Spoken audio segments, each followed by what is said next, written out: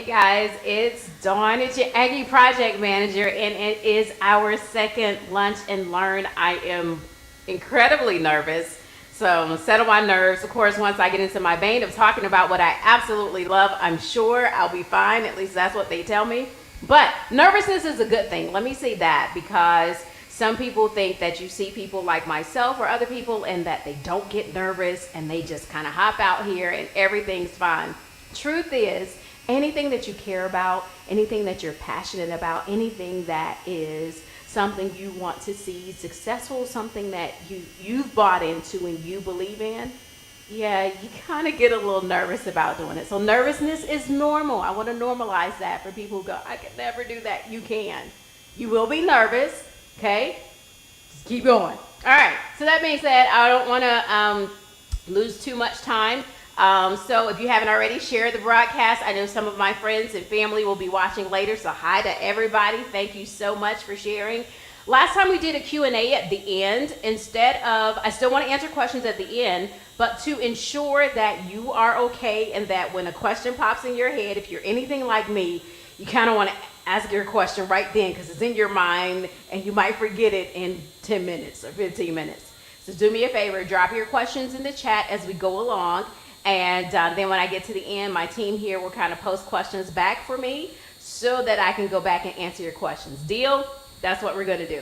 All right. So that being said, we're going to hop into today's lunch and learn because I want to fast track through some things, give you some high level project management tips, and then we'll kind of keep moving. All right.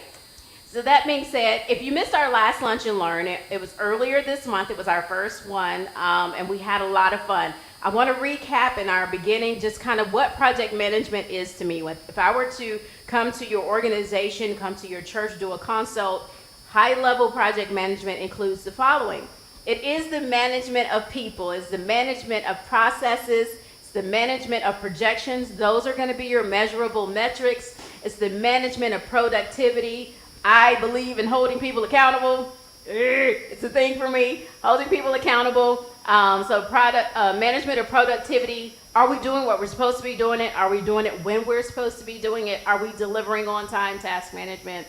And last but not least, the management of present day. All right. What needs to happen today, like right now, in order for us to be successful in the future? All right. So those are the areas on any given day in project management you're going to touch. You're going to touch people. You're going to touch processes.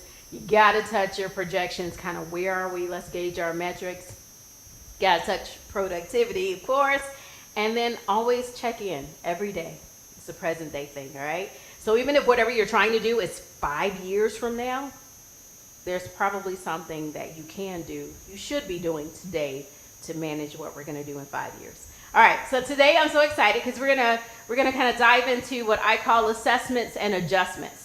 This is huge for me because I think in projects, in releases, in launches, in organizations, we forget to check back in. We forget to kind of do what we should be doing with our bodies, right? Annual check-ins, quarterly check-ins, whatever that is, constantly assessing, are we where we are? Do we need to make adjustments?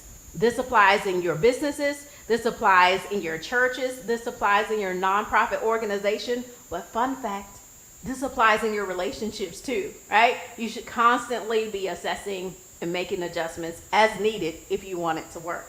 So let's talk about it. Let's talk about assessments. There are 3 areas that I'm going to kind of give, again, a very high level overview on what we assess and how we assess it. So the assessment I want you guys to consider, hold on, let's make sure we get there. All right, so the assessment that I want you guys to, the areas I want you guys to look at assessing are 3. I tend to alliterate. If you missed the first one, I alliterate almost everything. It helps my mind function. My brain is slightly weird, or so I've been told, but I don't think I'm that weird, but it happens. All right, so assessments. Assessments happen, and so as assessments happen, these are things that we've got to think through and process through and all of that. We've got to assess purpose. We've got to assess processes. We've got to assess people. Got to assess purpose. Got to assess process. Got to assess people. All right, so if you know me, you know I have OCD. And assessments at the top has too many S's because I was so excited that is going to drive me nuts. All right, I'm not going to change it right now, but I notice it and it's bothering me. All right, assessment. Assess purpose. Why are we here? So let me tell you, an organization, or every organization in the pandemic had to do this. But one of the biggest organizations that had to do it the most, that's near and dear to my heart, is the church. The church had to assess purpose. Why are we here? Let's not forget why we're here. The church has kind of had to have that ongoing thing, constantly assessing, why are we here? Let's not forget why we're here. Are we here to build businesses? Are we here to build daycares? Are we here to bring the gospel message of Jesus Christ to a dying world? Why are we here? And whatever we're doing, how is that the catalyst, the vehicle, the mobility of how we get that out, right? Take the pandemic, and the game of church changed tremendously. Why? Because I don't care what ethnic group you are in. I don't care what your age was. I don't care where you were. Church changed because you were used to going to some sort of physical building, whether it was for an hour or whether it was for 6 hours, right? You were used to going somewhere to talk about God, to worship God, and you did it with people. It was something you did in a congregation. That's the church, right? You did it with a group of people. And so the game changed. The game absolutely changed. So the church had to go rethink, okay, first of all, why are we here? What's our purpose? Have we lost sight of our purpose? And how do we do that here? So we have to assess purpose, but not only do we have to assess purpose, we have to assess the process. Now, the reason why you'll notice I have people, but people are last, and I'm going to tell you why. Because often we run when something's not functioning right or when we think we can fix it. We run straight to the person that we think are responsible. And sometimes we are attacking people, removing people, changing people when people are not the problem. The process is. The process is broken, or the process is non-existent, right? Sometimes I think we expect things to happen that are not going to happen by osmosis. They're not going to happen by themselves. They're not going to just figure it out. That there should be a process, because if there's a process, I can hold people accountable. I can do evaluations. I can do a couple of different things if the process is not broken. But if the process is broken, I might be blaming people for a process that needs to be fixed. So that being said, first question is, do I even have a process for my purpose? We're offline. Yep. We're gone. Oh yeah, I'm back. Sorry. It says I was offline. I'm back. Sorry. So process. The reason why processes are important, and I'm in the heart, in the thick of writing processes for quite a few organizations right now, but the reason why processes are so important to me and why processes matter is because it brings structure. It brings strategy to whatever you're working on. And so it tells you kind of your step by step on what we're going to do and how we're going to do that, how we're going to get there. If you don't have a process, here's a fun fact, and this is what I do. So feel free to call me, set up a consult, and we'll set something up. But you need processes. Hear me, leaders. Hear me, business owners. Hear me, church leaders, pastors, whatever organization you're in or how it works. It's not going to work without processes. If you've ever wondered why you have such an incredibly high turnover, and yes, churches have turnover for 1,001 reasons, but not just churches, just businesses in general. If you have a high turnover, I would strongly encourage you to look at your processes first. Before you start blaming just the people. It was the kind of people we were hiring. It was the kind of this or it was that, and it's people driven. I would encourage you to look at your processes. After you've already assessed that, hey, we're still on track and we are executing the purpose on why we exist.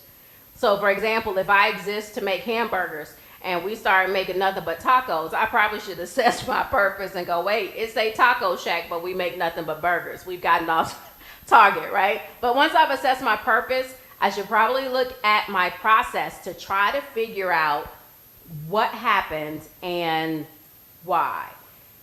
Processes matter. So if you don't have processes, I can't stress this enough, you need to build them. Now, in building processes, without getting too far into the weeds, Processes have to be functional. They have to make sense. They have to be things that are attainable and reasonable. So when you're thinking through a process, you should probably think with the end in mind. What's my end goal? And then how am I going to get there? What do I need to get there? Who are the people that I need to get there? Processes involve task owners and your measurable metrics. That's when you start to get into the weeds of that. Don't want to get too deep there, but those are the things that you need to be thinking about when I think process. Who's going to do it? How are they going to get it done? How much time is it going to take them? How much time should it take them? What do I need them to do? All of those things are going to be in the weeds of your processes. Take time to go through your processes, right? Because that's where you're going to invest a lot of time, but it's going to be worth it in the end, right? It may get tedious. That's why you hire people like me, because it's what we do. But it may get tedious, but the process is necessary. You put the process in place. Now we can go to assessing people. We can go to evaluations. I am huge, absolutely huge on evaluations. Evaluations are very important because it's a twofold thing between the owner or the leader or the supervisor or the manager and their employee. Even in volunteer environments, because a lot of churches are volunteer based, you still want to do evaluations. You still want to do assessments of your volunteers, of your volunteer leaders, of your volunteer people. Why? Because you want to make sure, it's a wellness checkup. You want to make sure they're okay. You want to make sure that what you both set out to do in a job descriptions go back to processes, right? In your processes, there should be a job description for everybody.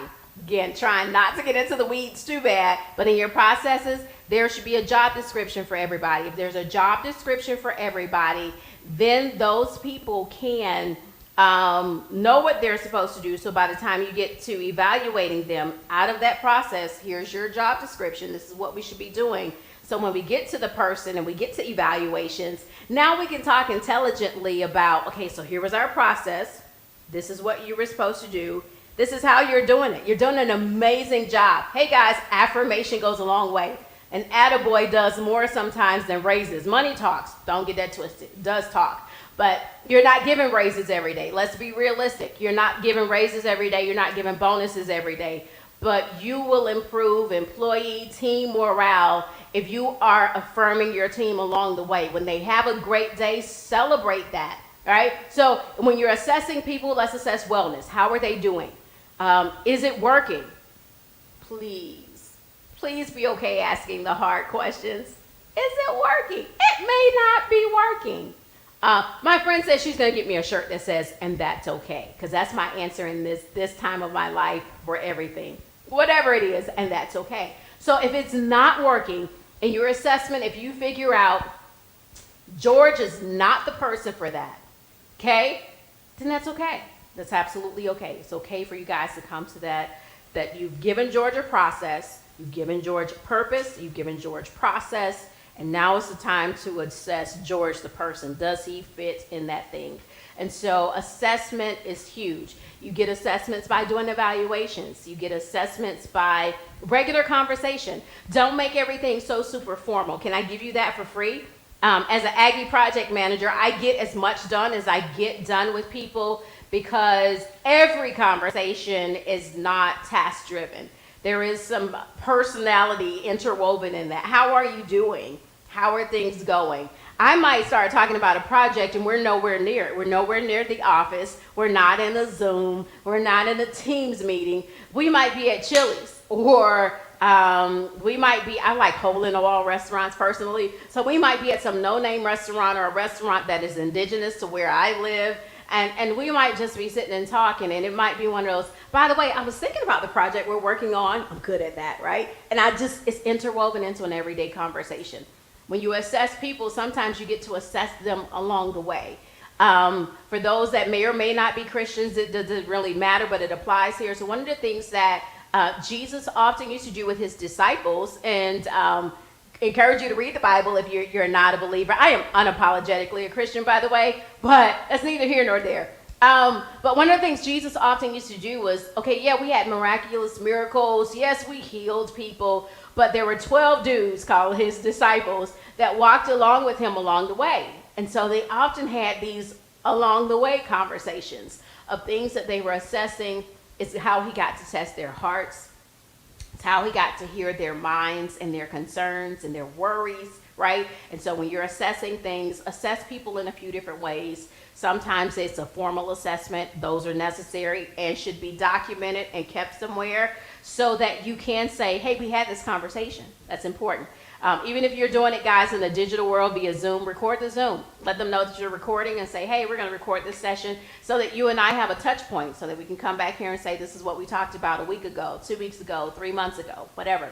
But you want to be able to do your assessments. You want to be able to assess people and give them that kind of concept. So we got assessments out the way. Assessments, if the PowerPoint comes back up and you get to see it, assessments, I'm going to say the same thing about adjustments too. Assessments should be timely. Do not assess somebody about something they did a year ago. Okay? Okay. All right. Got it. Okay. I think we're good.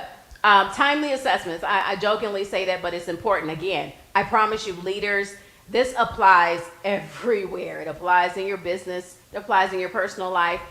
Churches, pastors, leaders, it applies in your churches. Addressing something timely matters, right? If a house is burning down, I don't have a week to wait to go call the fire people to come put the fire out. It's immediate. So gauge urgency, but it should always be timely. If it's not like deal breaker, it's not, we gonna die today. If it's not that, still schedule time. Make sure it's scheduled. I get fussed at about this when it comes to rest and relaxation. You got to schedule it. Schedule assessments regularly. Make sure it's a timely thing. If you have an event, I think you guys heard me fussing about staff meetings or Sunday debriefings. I think that's what I call them, Sunday debriefings. Because I see this so often, and if you haven't and can't hear it, church is my passion because it's probably one of the areas that has the least amount of project management, structure, and strategy as a whole. And it's not because they don't want it. A lot of them go to churches for the purpose of spreading the kingdom and the gospel, but they don't necessarily have business acumen. But business acumen is in their pews and somewhere. So this is the development. One of my friends would call it learning and development before I mistake and say training, because they say you train dogs, but people are humans learning. Okay, got it, whatever. But so you take this and you make it structured, and you assess people and you do it timely. Okay, so assessments should be timely. Assessments should be thorough. And when I say thorough, it should cover the good and the bad and the ugly and everything in between. It should have all of the pieces. And again, if you have any questions while I'm running through this, don't forget to drop your questions in the comments so that when I get to the back end, because I've got to get through this, I'm already at 12:23. All right, so I got to get through assessments, but they should be timely. They should be thorough. They should be thoughtful. I'm big on compassion. I can be firm. My friends say I can just actually be downright harsh. Y'all pray for me. I am Christian and corporate, all in the same hats. I do have some corporate blue in my veins at times. But they should be thoughtful. And I try to be firm from the perspective of, if you know me, if you rock with me, I'm passionate about what I do. And I'm passionate about my purpose, but I'm also passionate about people that I partner with and whatever their purpose is. And so once you invite me into that on what your organization is trying to do and the level of excellence that you want to do it at and the goals that you're trying to reach, then we're going to plug in and we're going to plow through and we're going to, as I told a recent team, we're going to apply pressure, right? We're going to be great, but we're not going to get there. You don't get diamonds without pressure. We're going to apply pressure where needed and we're going to make it work. So assessments should be timely. Assessments should be thorough. Assessments should be thoughtful. Okay, now that we've made assessments, everything for me is functional. So if I do a causality, cause and effect, I assessed, now what do I do? Because sometimes we're great at assessing that it's broke, but we don't make the necessary changes to fix it. So we go to adjustments.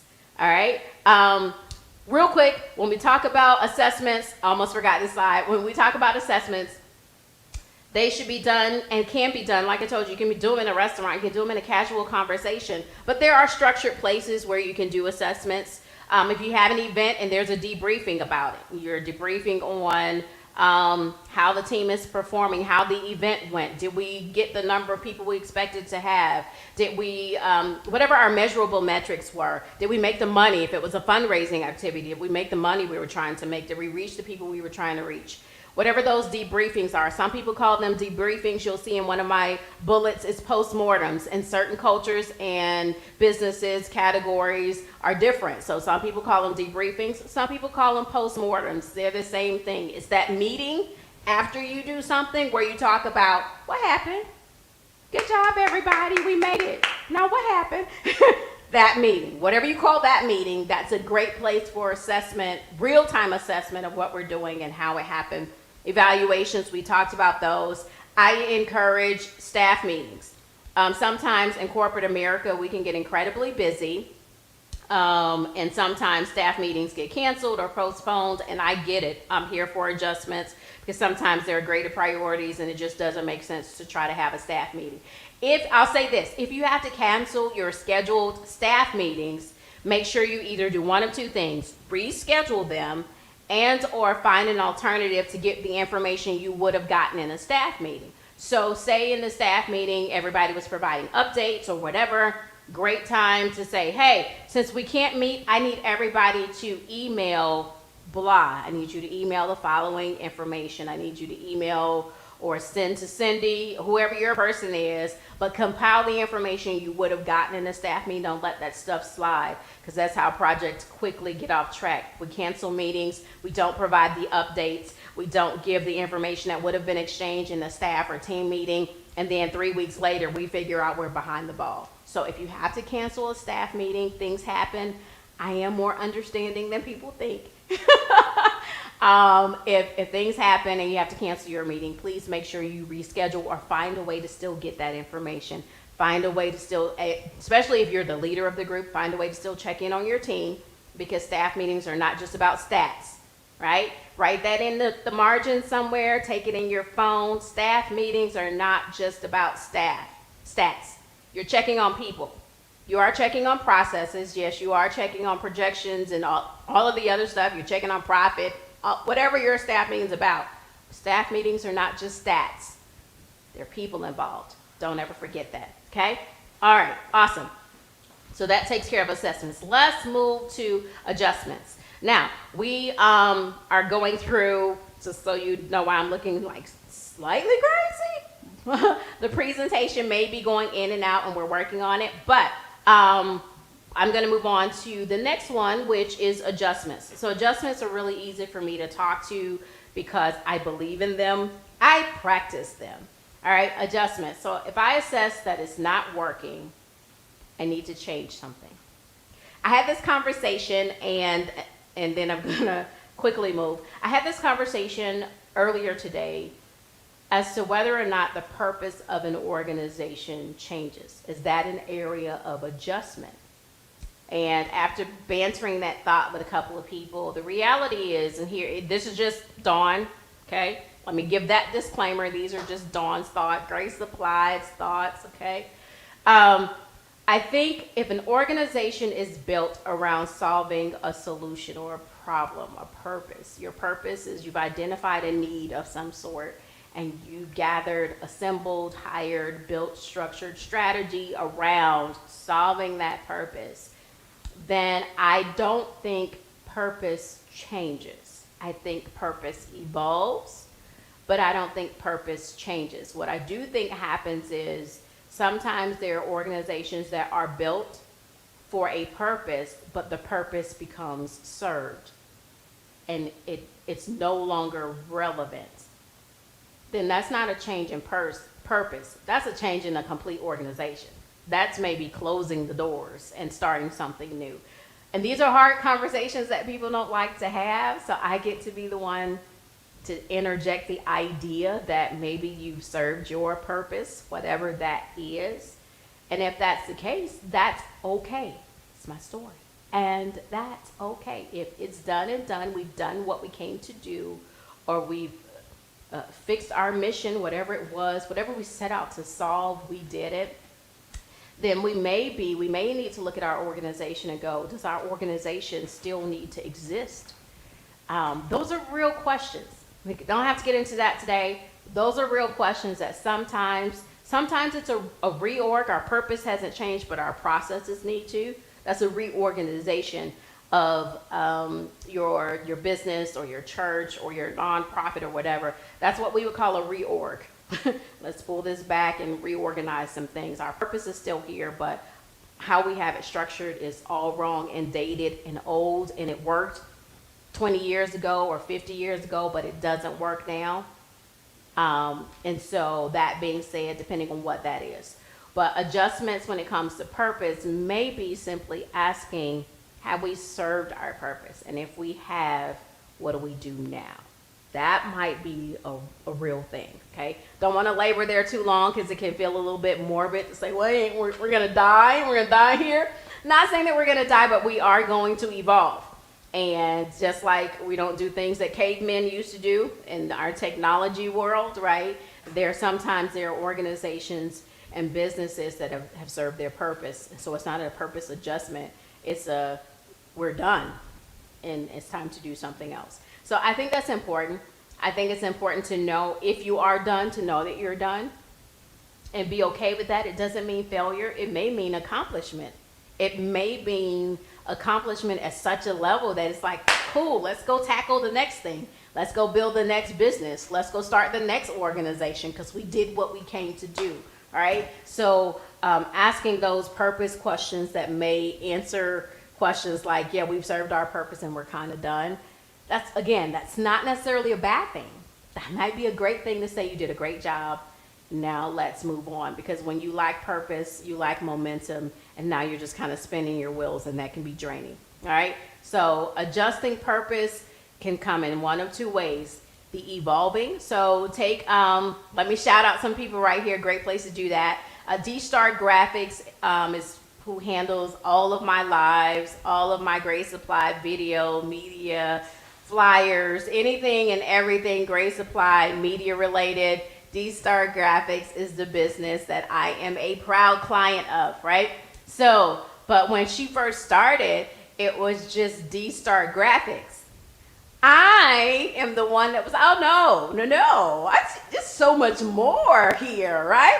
We're gonna be great. My son has even evolved it more and was like, it should be D-Star Productions. Like, we dream big. We dream real big.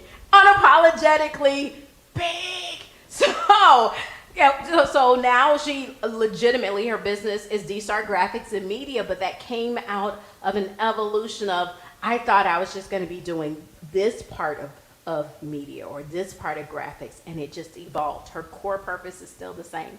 So purposes, when we make adjustments, can be an evolution, a ballooning of who we are and what we do and all of that, right?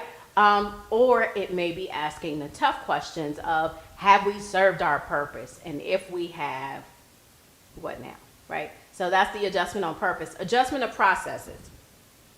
So we've assessed if the process is great and it's working, then just maintain it, right? There's not a lot of adjustments to make. Maintain it, make sure it works, make sure you maintain the support structure to keep it working the way that it's working, whether that's partnership maintaining. So maybe you're partner with a vendor or a third party, and things are going well, then it's maintenance. It's relationship maintenance, it's partnership maintenance, it's contract maintenance. It's just kind of keeping things well tuned. It's like your car, right? That there's nothing wrong with your car, but you do have to do maintenance. You got to do oil changes. You might want to wash it a time or two, that kind of thing. You want to do maintenance on your processes. But maybe after your assessment, you realize our processes are non-existent. Well, then you go into writing mode, right? You go into, okay, let's build processes. Again, don't be afraid of that.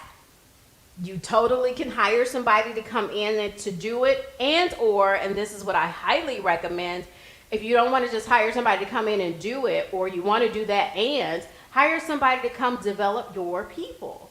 You want to build that team. And one of the ways to make employees better employees is you want to give them the tools and the resources to be better. And so if you bring somebody to not only write processes, but have your team there to be trained on process writing, the next time you go into process writing, well, for me, yeah, am I talking myself out of a job? Possibly, but maybe not. But I'm more invested in people. I'm more about building people to be the next great thing for you. And so invest in your people. Consider bringing somebody to not only come write process for you, but maybe develop, facilitate your team in writing processes. So maybe in adjusting on processes, you've decided, whoa, okay, so we don't have processes. Or maybe you have processes and you've assessed that they're not working. And that's okay. We don't get better unless we figure out it's not working. So you may do adjustments and processes by either identifying that you don't have them and you need them, or that you have them and they're not working, or that you have them, they're working, but they need some changes because the climate has changed, the culture has changed, the industry has changed because industries evolve and they grow.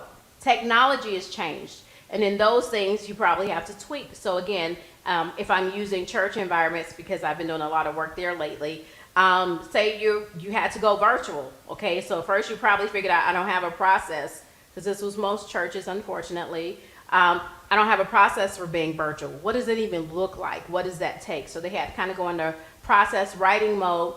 And fun fact, sometimes you don't have to write a process. It may exist somewhere. This is where partnerships are amazing and knowing other people are amazing, because if you're in the same industry, chances are somebody in your industry already has what you're looking for. And so you may be able to find a template of some sort or a guide and just tweak that guide as opposed to starting from complete scratch. I absolutely believe in working smarter, not harder, okay? So, but take the church, and moving to this virtual environment, people had to figure out processes for that, right? And okay, well, how do we do that? And what do we do? And okay, now that we've figured out we've got to adjust, we're going to write a process, we're going to do this. And so real-time adjustments. And so do that. That's totally doable.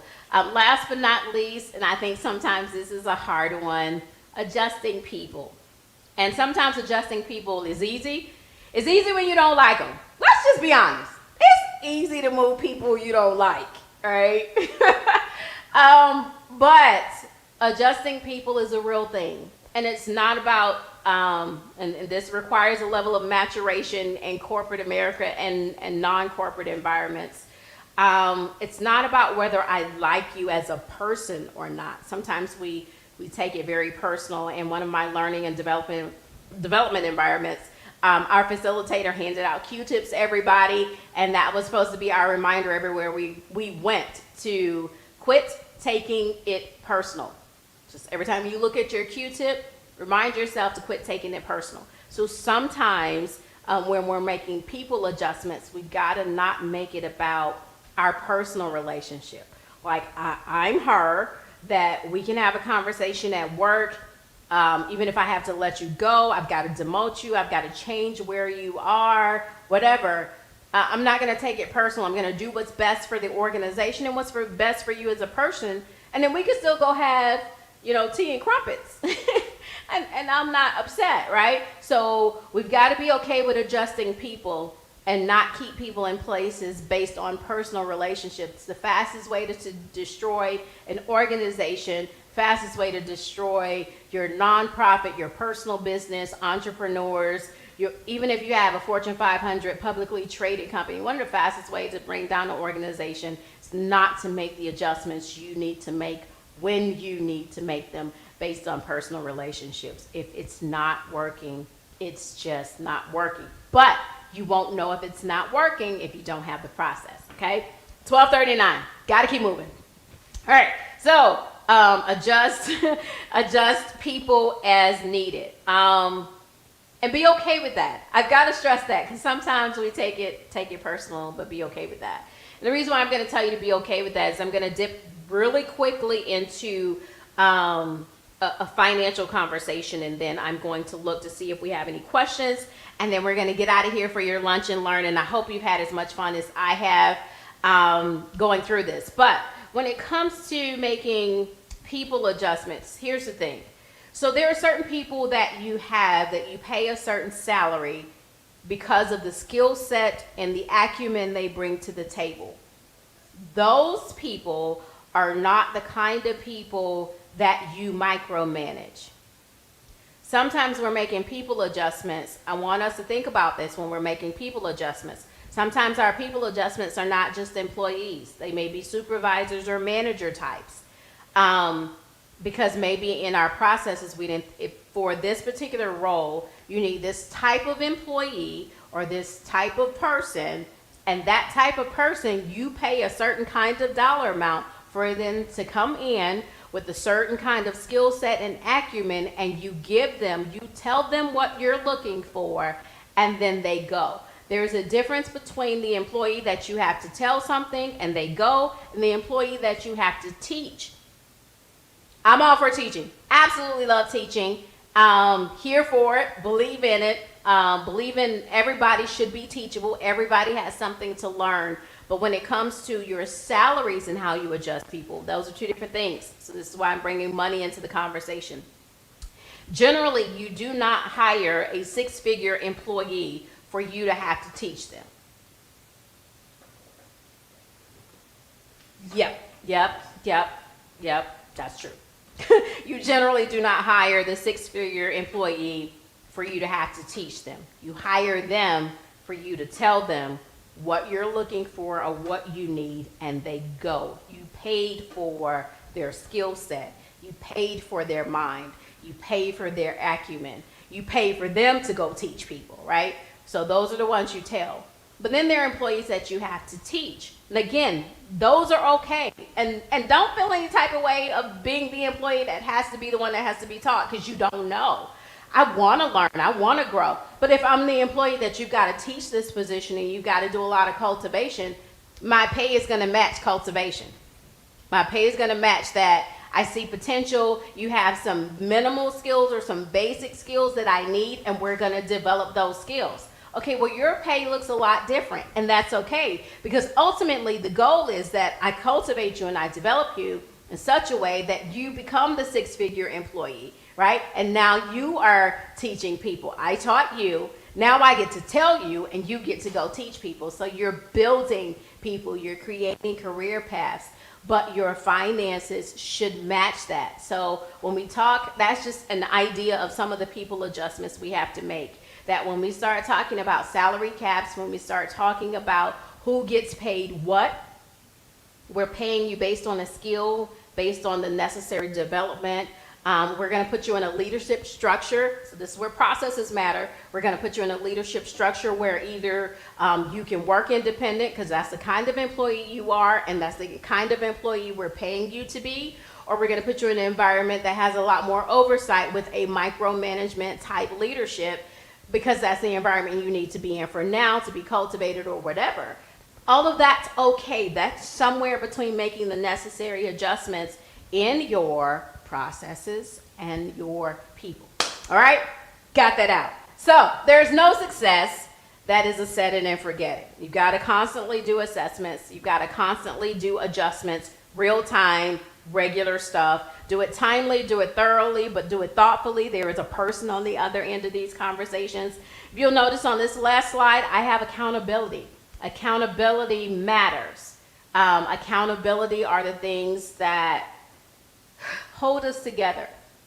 If I'm on a project and there's no accountability, we're not going to get much done, because there's no one driving that ship. There has to be a person driving that ship to make sure we get to where we need to go, that everybody's doing what they need to do. And if we have people that are not doing what they need to do, that we adjust those people. If we have processes that are not working, adjust the process first, then adjust the people. But if you're not constantly in assessments and adjustments, you'll find yourself derailed quickly.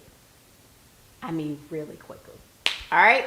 So that's assessments and adjustments. There is in every line item of project management, I literally could spend hours. That's just the way my mind works. and kind of getting into the weeds, but I don't want to do that here. That's what people hire me for. But so now that we've gotten that out of the way, I'll let my team tell me if we have any questions or anything like that while they're working on that.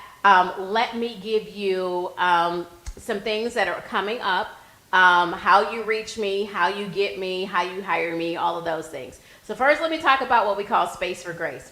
It's my heart. I absolutely love when we came up with the idea for Space for Grace. Space for Grace is the side of our organization where I find and I get investors and partners and people who absolutely love what we do at Grace Applied and project management and project coordination and all of that.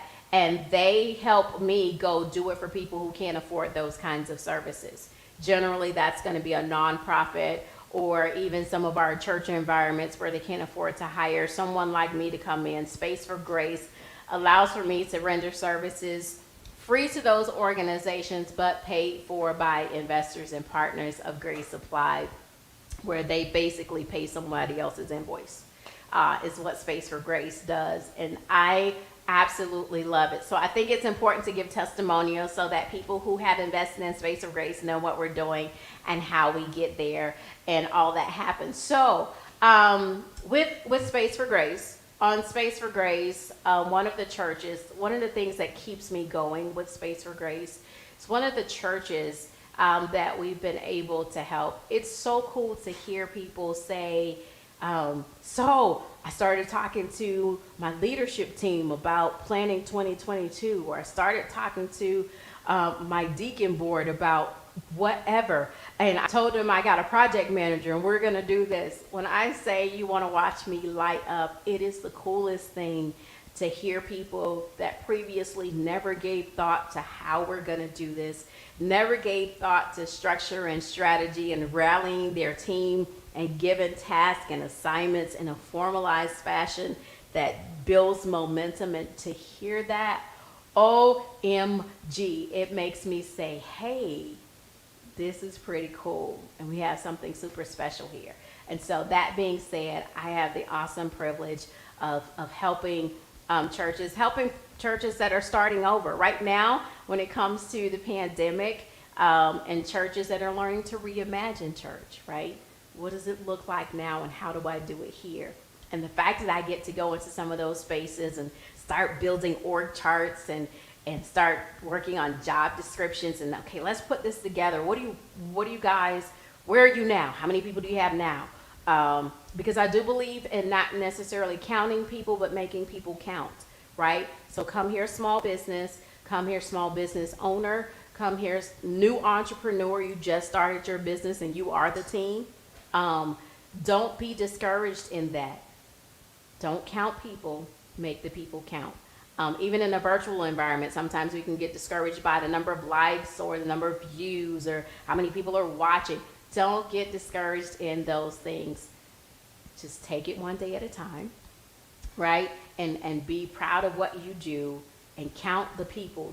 Don't count the people, but make them count, meaning whoever you have, give them valuable, meaningful tasks that they can do, and or take the time to develop them to do more and make it work. You can do it. There's no environment that I've gone in and went, oh, we can't do nothing with this. People are able to do different things, all right? So that's Space for Grace. So on the screen, you'll see our Cash App and some other things about Space for Grace. And then last but not least, to hire me. So to hire me, you get to reach me a few different ways. I am Grace Applied on all platforms. So I'm Grace Applied on YouTube. I'm Grace Applied on Facebook. I'm Grace Applied on IG or Instagram. If you don't know what IG is, I love you still. All right. My email address is mygraceapplied@gmail.com. So all of that stuff is there. You can set up a consultation for us to figure out what you need and how we get you there. All that good stuff. I got fussed at last time for not telling y'all that. So thanks to everybody that's offered feedback. Let me say that. I couldn't do this without you. So thanks to everybody that's offered feedback, that has said they were blessed and their businesses are better for watching our first Lunch and Learn. If there are topics you guys want me to cover, again, they will always be high level. I can't give you everything in an hour, right? So there'll always be high level, but if there are things you want me to talk about, even something as simple as, and believe it or not, people don't always know how to do a staff meeting. What do you do in a staff meeting? Why should you have an agenda? How long should they last? You know, all of those kind of things. There may be things you just, Dawn, help me refine this area as a leader, as a business owner, as a supervisor of my team. This applies everywhere. Even if you're managing a team in a call center. Okay, Dawn, how do I be a better supervisor to my team? How do I get more out of them on these calls and things like that? All of that's invest in yourself, invest in being a better leader and all of that. All right, so that's how you reach me and all of that. There's a question and I can't see it. I don't know where it is, but I was told there's a question. So I'm gonna wait and then they're gonna tell me what the question is so I can try to answer it before we gotta get out of here. All right, guys, so hang on. It's gonna come up somewhere. Okay, so how do you know when to try, when it's time to try something else? Great question. Great question. So that goes into purpose assessment, more so than process and people assessment. If we lose our why, or if our why is accomplished, that's going to be the starting place on when we know it's time to do something else. And let me say this about nonprofits and even in the church realm, because it can get touchy here when it comes to faith-based organizations and do we have the faith that we need. The kingdom is not diminished or devalued because you have to close the doors of a local church in a specific space. And the reason why I say that is, one, God is vast. And he's going to accomplish his purpose in the earth. That's one. But two, where you planted your church, the location and all of that may not be ideal. It may not be time, right? It may be the wrong timing. It may be the wrong season. It may be the wrong place. It may be a few different things. It may need more planning. It's where I come in. It may need a, hey, let's reel this back in. And let's relaunch in a year because there's some planning things we need to do behind the scenes. There's some teams we need to build and need to have in place before we go live again. So let's kind of reel this back in and spend the next year developing this core team, developing our processes, developing our why, right? So sometimes knowing when it's time, it's based on a few different things. That can be that's not cookie cutter. Let me say that too. It's not cookie cutter. It really is sitting with your why, your purpose, your projections, and what are the things that are even making you say, I don't think this is it. Failure cannot be the only reason you're saying, I don't think this is it. Finances cannot be the only reason that you're saying, I don't think this is it. Because there is no successful person, and hear me when I say this, no successful person that has ever not experienced failure and not experienced financial difficulty while on their way to pursuing their business and developing whatever platform and purpose they were working on. You can name the top 5 companies in the world, and I'm going to tell you they experienced failure.